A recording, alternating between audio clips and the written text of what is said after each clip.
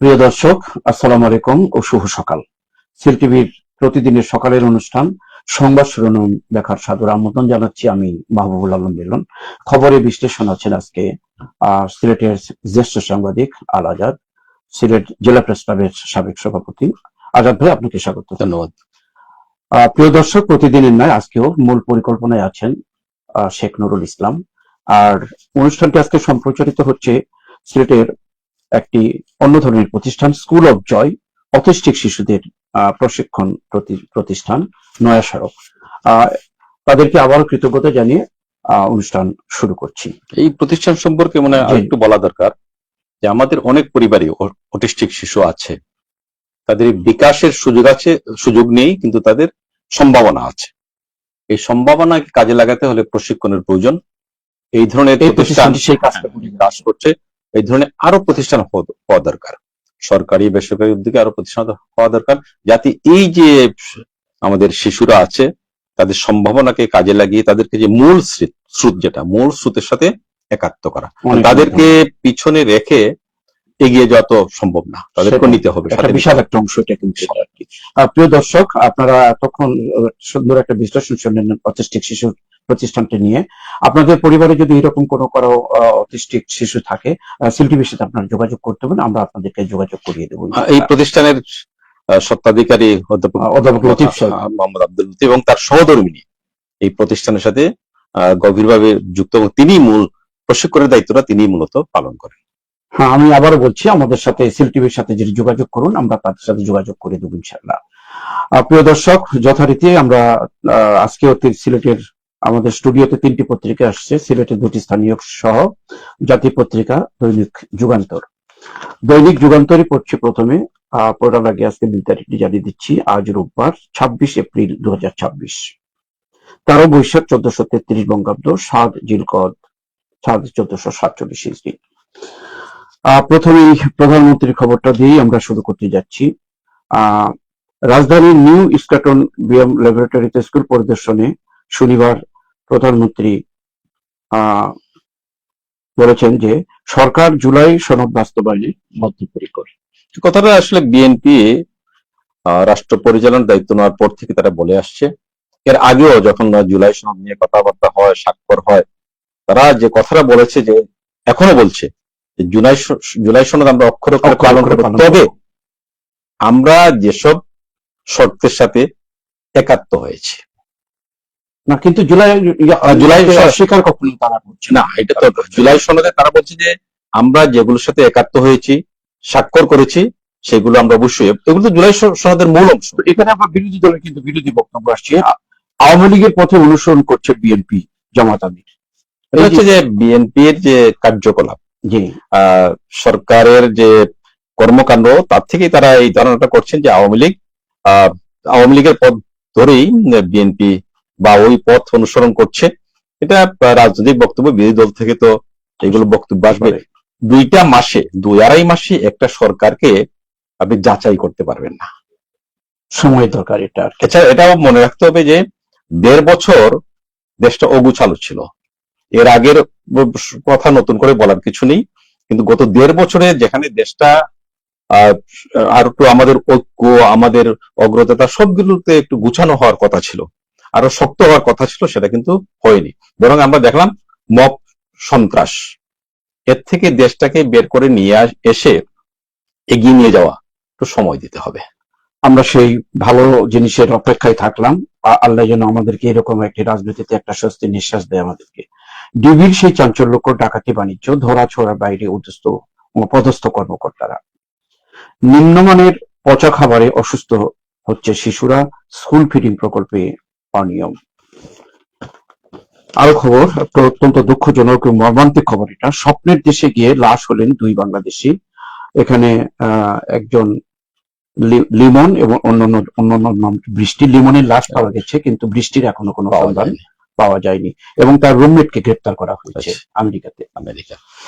আমাদের যারা বাইরে যাচ্ছেন তাদের মৃত্যু সংবাদ আমরা পাচ্ছি প্রতিনিয়তই, বলা যায়।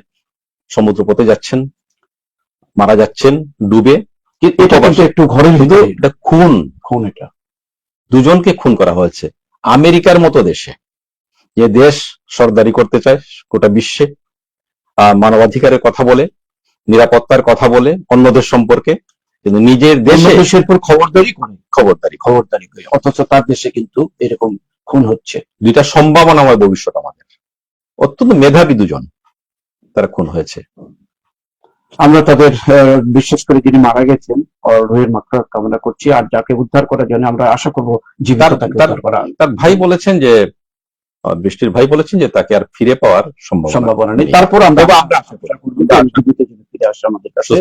যুগান্তরের প্রথম পৃষ্ঠা শেষ করে আমি আজাদ ভাই শেষ পৃষ্ঠায় পড়ে শোনাবো, তারপর আপনার কাছ থেকে আবারও বিশ্লেষণ শুনবো আমরা। গরমে হাঁসফাঁস করছে মানুষ, লোডশেডিং, অব্যবস্থাপনা, সমন্বয়হীনতায়।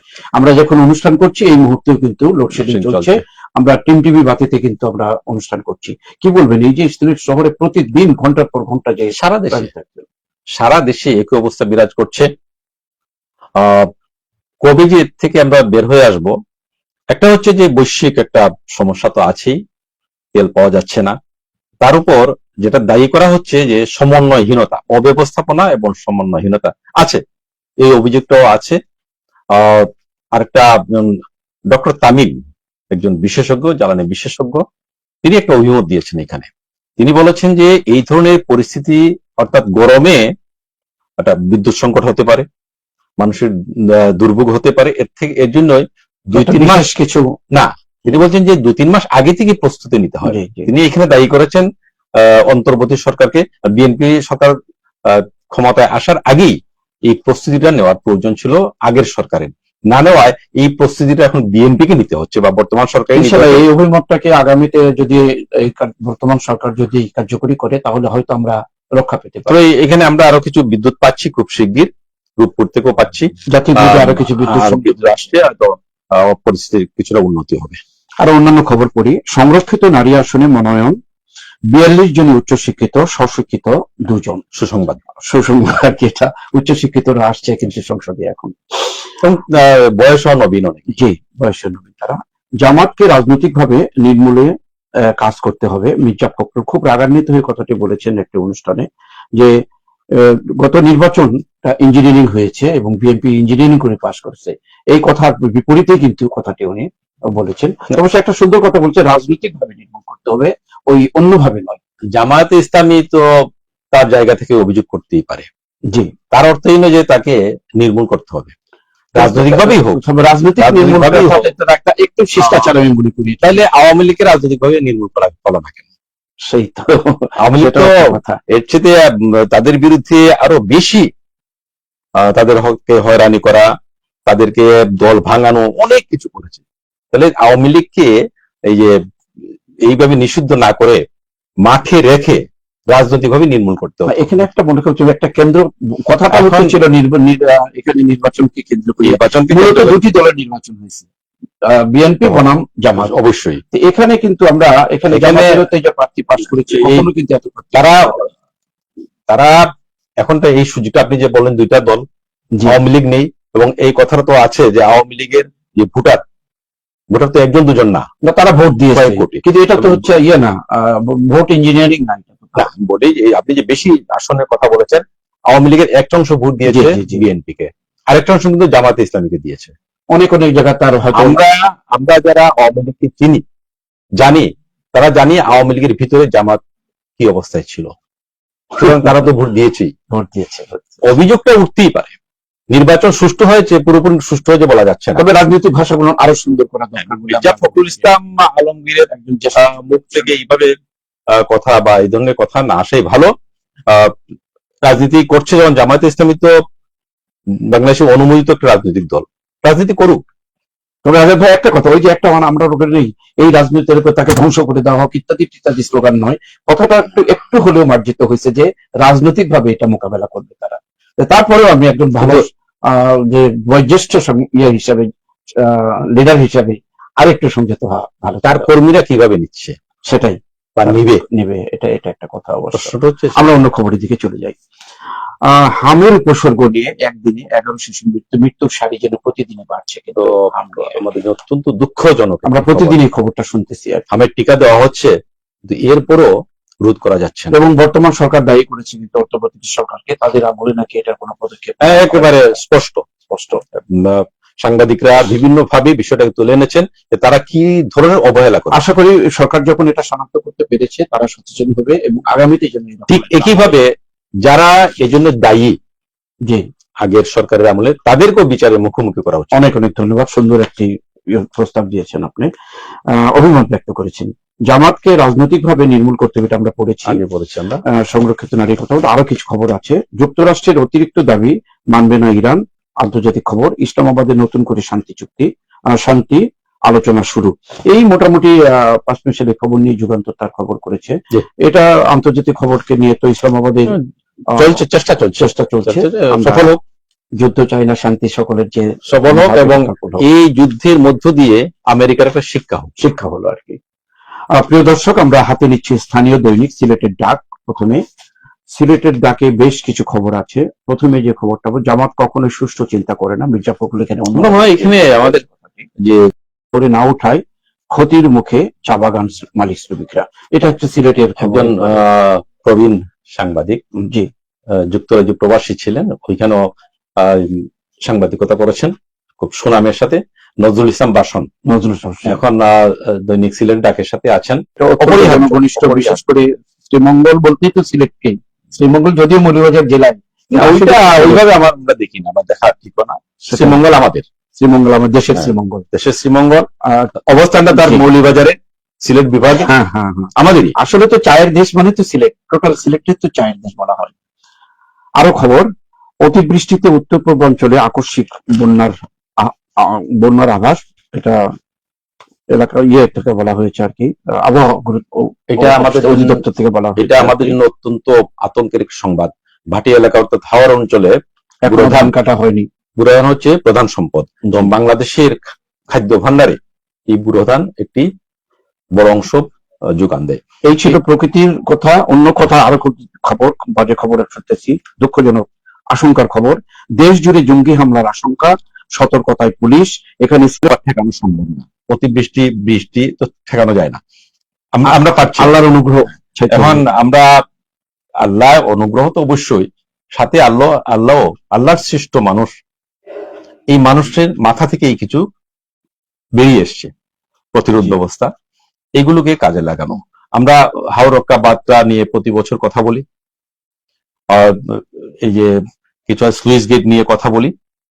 এখন যে অবস্থা দাঁড়িয়েছে অতিবৃষ্টি, এই অতিবৃষ্টির পানি নিষ্কাশনের বিষয়টা আমাদের মাথায় রাখতে হবে। প্রতি বছর অতিবৃষ্টি হতে পারে। মোটামুটি প্রকৃতির যে ধ্বংসলীলা যেগুলো হয়, মানুষ কিছু অগ্রসর হলে সেটাকে কিছুটা হলেও এখান থেকে ক্ষতিপূরণ করতে পারে। এছাড়া একটা ব্যাপার যেটা হলো যে এই ফসল দ্রুত কাটার ব্যবস্থা করা হোক, বা আমাদের অগ্রসর হতে হবে। আপনার দেশ জুড়ে জঙ্গি হামলার আশঙ্কা এবং সিলেটের কঠোর নিরাপত্তা, সতর্কতা।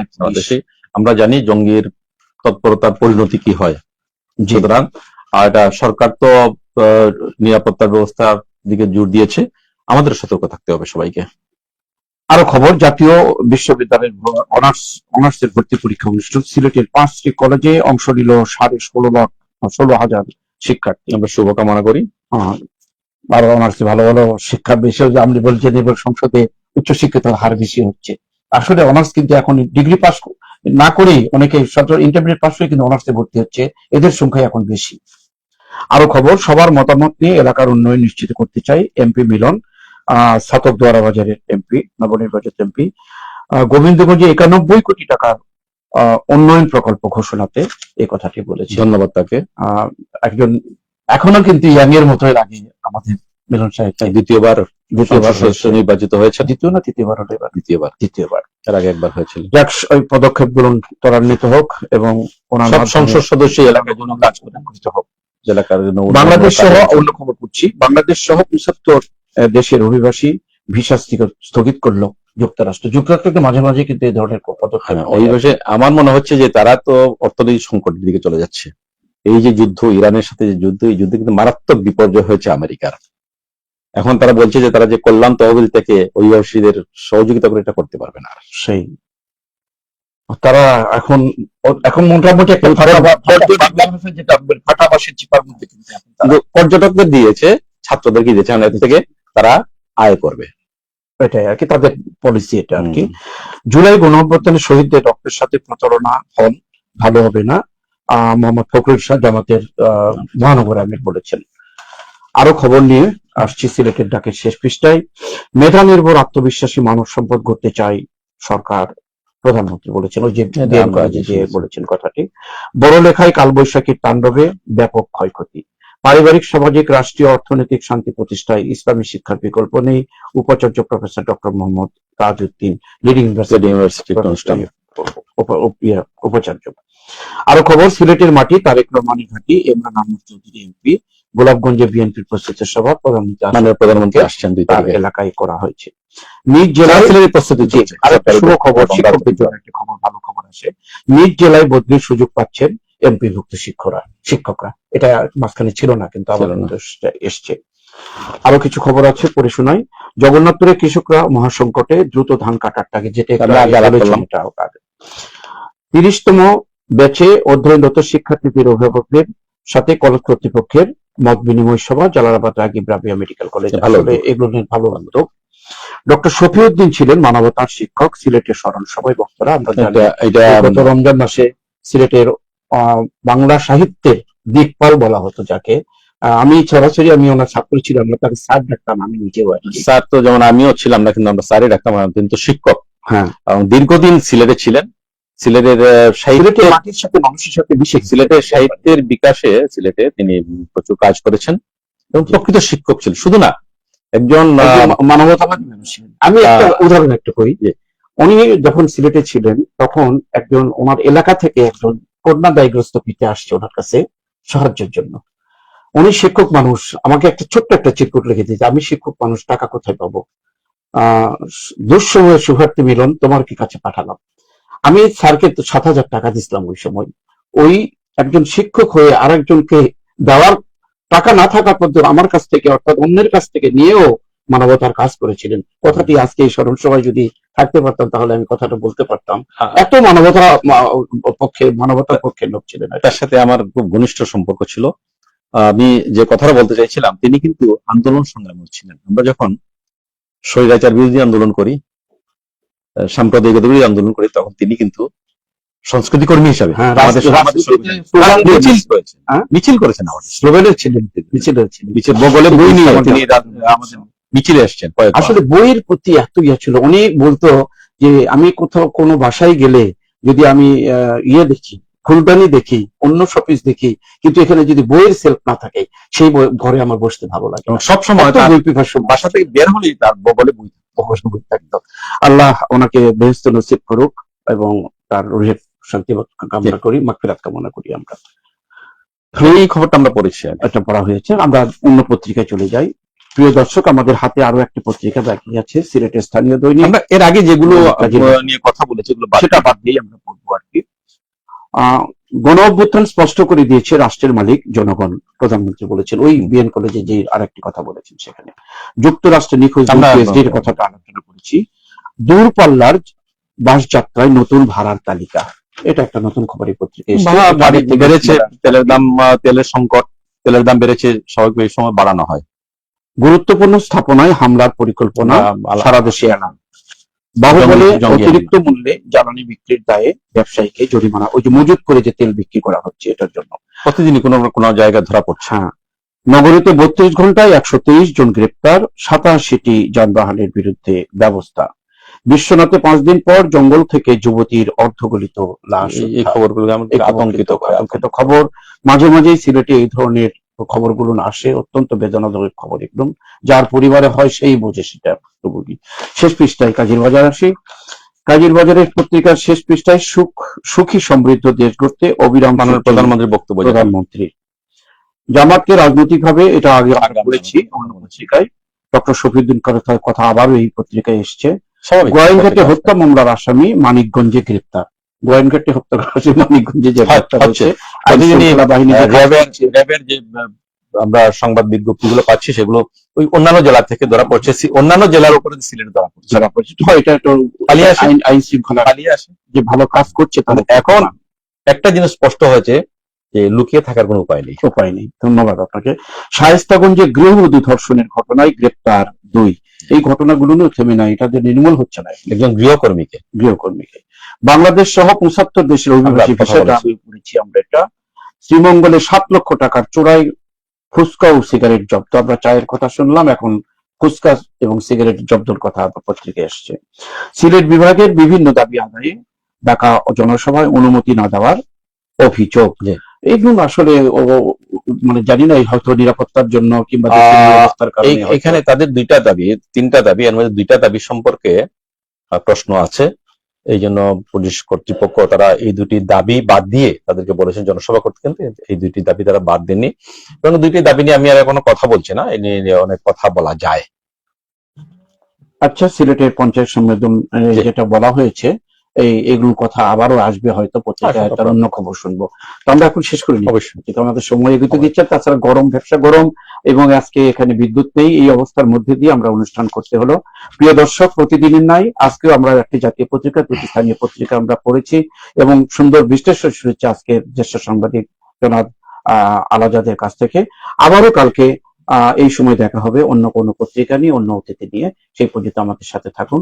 আবারও আমরা এই যে আমাদের যে স্পন্সরে সহযোগিতা করলেন সম্প্রচারে, স্কুল অফ জয় অটিস্টিক শিশুদের প্রতিষ্ঠান, তাদের প্রতি আবারও কৃতজ্ঞতা জানিয়ে আজকের অনুষ্ঠান এখানে শেষ করছি। আল্লাহ হাফিজ।